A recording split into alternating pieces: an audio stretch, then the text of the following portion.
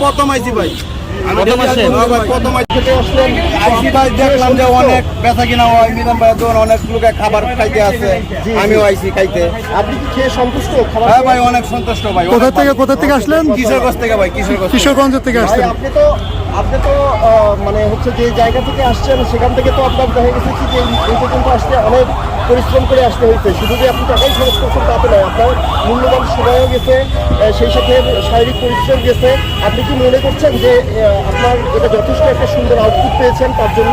ভাই কষ্ট গেল আমার কিন্তু সেই সব হাতের রান্নার থেকেও তাহলে অনেক না, ভাবি তো এটা ঘরের আলাদা একটা ইন্টারেস্ট আছে। তারপরে মিজান ভাইয়ের তো একটা ওইটা হচ্ছে আবেগ, আর এটা হচ্ছে ভালোবাসা। এটা হলো ভালোবাসা। ঠিক আছে, নেক্সট ডে আর আসার চিন্তাধারা আছে কি আপনার? না নাই, শেষ, এটাই লাস্ট ক্লাস।